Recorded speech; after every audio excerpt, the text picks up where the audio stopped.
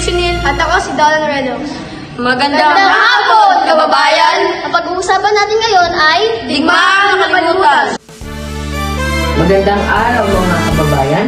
Nagbabalik ang Philippine Chronicle News. Ako po si Michael D. Despojo, ang inyong pangunahing tagapag-ulat. Ano nga ba ang pinagkakaiba ng labanang Amerikano-Espanyol at labanang Pilipino-Amerikano?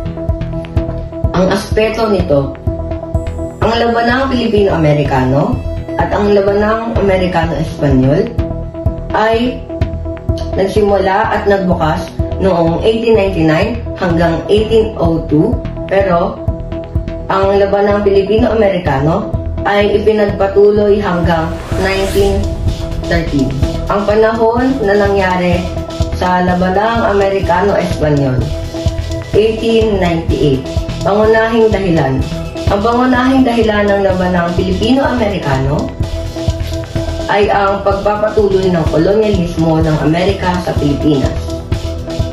Habang ang pangunahing dahilan kung bakit naman nagsimula ang labanang Amerikano-Espanyol ay ang pagpapalaya ng Amerika sa Cuba at iba pang kolonya ng Espanya. Kinalabasan. Ang kinalabasan sa labanang Pilipino-Amerikano ay ang pagkatalo ng mga Pilipino at ang pagkakaroon ng impluwensya at kontrol ng Amerika. Kinalabasan sa labanang Amerikano-Espanyol ang pagkatalo ng Espanya, pagkakaloob ng teritoryo sa Amerika, at marami pang iba. Pagdududa ng mga Pilipino. Emilio Aguinaldo versus General Arthur MacArthur.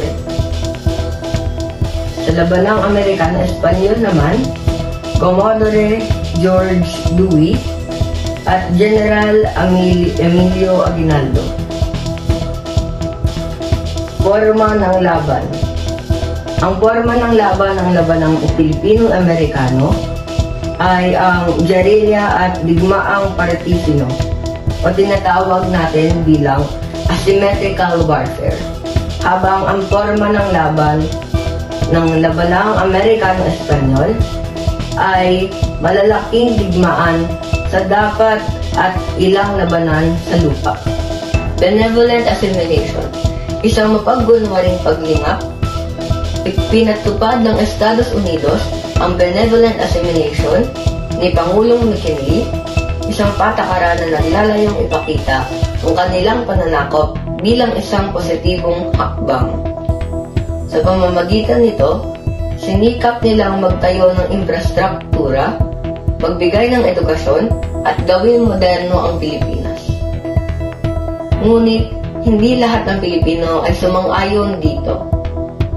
Marami ang nakakita sa patakaran bilang isang pagtatangkap upang itago ang tunay na layunin ng pananakop at nagpatuloy sa pakikipaglaban para sa tunay na kalayaan.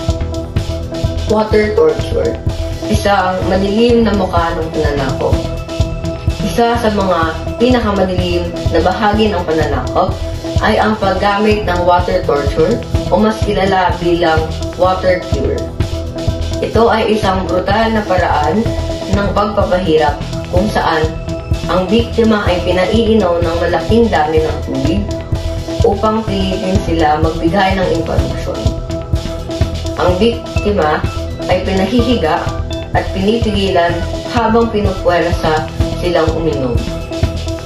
At kung minsan ay pinupukpok pa ang kanilang tiyan.